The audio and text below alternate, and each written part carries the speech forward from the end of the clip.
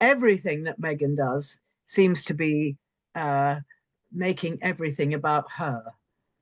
Um, and I think that's what I was saying earlier. I think that she should have, let Harry get on with it himself instead of interfering, or indeed, if she had planned it all, which, as you say, you thought she had, I mean, she should have said, well, actually has, or whatever she calls him, let me step back and you do it. And he doesn't need her because Harry's a very good public speaker. Unceasing scrutiny. Why is Meghan Markle still a target? Why is Meghan Markle still subject to such intense scrutiny? Oh, folks, here we go again. The British media just cannot decide what they want from Meghan Markle. And today's instalment of Let's Blame Meghan for Existing is brought to you by none other than Ingrid Seward, self-appointed royal expert and dedicated Meghan critic. Let's unpack this nonsense, shall we? Years after stepping back from royal duties, the media seems fixated on her every move. From her fashion choices to her charitable endeavours, every aspect of her life is dissected and critiqued. This relentless negativity begs the question, what is it about Meghan that provokes such strong reactions? It's time to move beyond the negativity and recognise Meghan for the strong, independent woman she is. The British tabloid culture, infamous for its ruthlessness, seems to have a particular vendetta against Meghan. Is it her American background, her biracial heritage, or simply her refusal to conform to the rigid expectations of royal life? Whatever the reason, the constant barrage of negative headlines is not only unfair, but also deeply troubling. It's time to acknowledge the double standards and prejudice that fuel this relentless criticism. Meghan, like anyone else, deserves to be treated with respect and fairness. The media's obsession with painting her as a villain is not only inaccurate, but also harmful. It's time for a more balanced and nuanced conversation about Meghan Markle. One that recognises her strengths, her accomplishments, and her right to live her life on her own terms.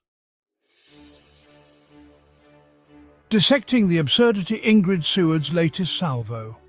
Ingrid Seward, a long-time royal commentator, recently launched into a tirade against Meghan Markle. Seward criticised Meghan's demeanour, her fashion choices and even her body language. She suggested that Meghan was trying to upstage other royals and that her behaviour was unbecoming of someone in her position. These criticisms are not only baseless but also deeply unfair.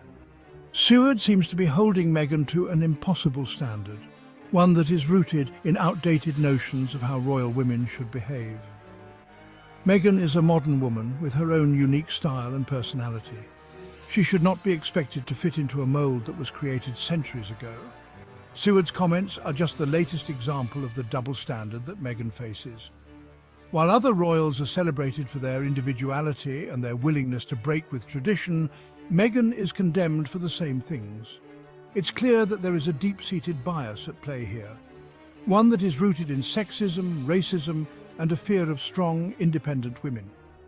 It's time to call out these double standards and demand better from our media. Meghan deserves to be judged on her own merits, not on the basis of her race, her gender, or her marital status. A dynamic duo celebrating Meghan and Harry's partnership. One of the most frustrating aspects of the media's treatment of Meghan is the way it often undermines her partnership with Prince Harry. Headlines frequently portray Harry as being controlled or manipulated by Meghan, painting her as the dominant force in their relationship. This narrative is not only sexist, but also completely ignores the reality of their dynamic. Harry and Meghan have spoken at length about their shared values and their commitment to using their platform for good. They are equal partners in their marriage and in their work, supporting each other's passions and ambitions.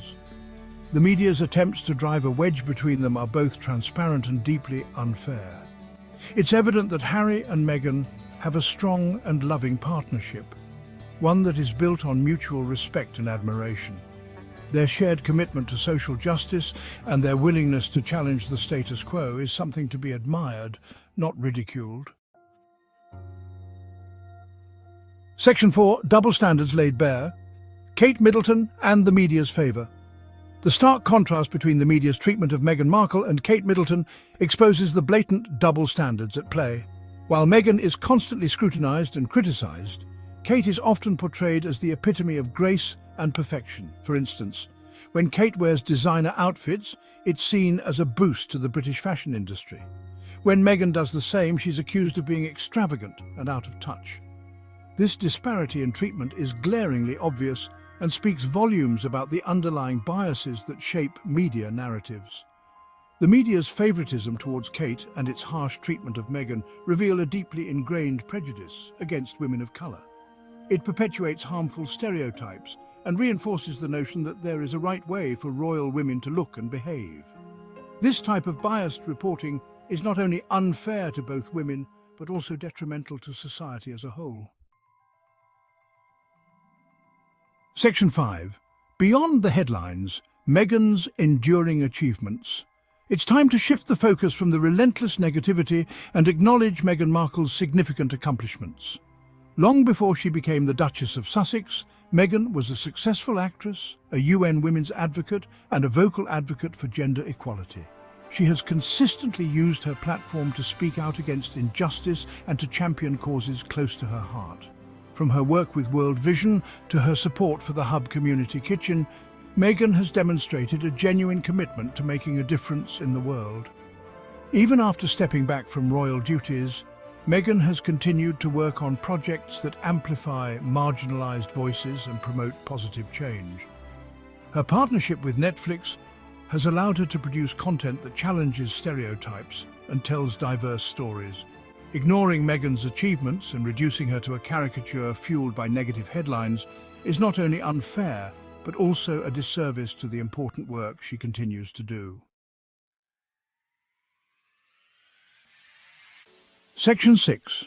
Embracing authenticity. Let Meghan be herself.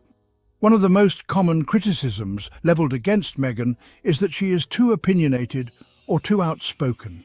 These criticisms are often veiled attempts to silence her and to punish her for daring to break free from the mold of the submissive, silent royal wife. Meghan's willingness to speak her mind and to challenge the status quo is a breath of fresh air. She is a role model for women everywhere, showing that it is possible to be both compassionate and strong, both graceful and outspoken.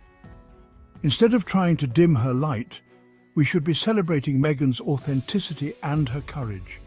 She is a powerful voice for change, and her refusal to be silenced is an inspiration to us all. Section 7. A hopeful future, moving beyond the criticism. It's time for the media to move on from its obsession with Meghan Markle and to focus on stories that truly matter. The relentless negativity and the blatant double standards are not only tiresome, but also deeply harmful. Meghan and Harry have made it clear that they are committed to building a new life for themselves and their children, one that is free from the constraints of royal life. Let them do so without the constant scrutiny and judgment. Let's celebrate their accomplishments, respect their choices, and allow them the space to live their lives on their own terms. The world is full of important stories waiting to be told. It's time to move on from this tired narrative and focus on something new. The media frenzy over Meghan needs to stop. The constant nitpicking, the obsessive analysis, the never-ending efforts to paint her as the villain, it's tired. The world has moved on. Maybe it's time royal commentators like Ingrid Seward do the same.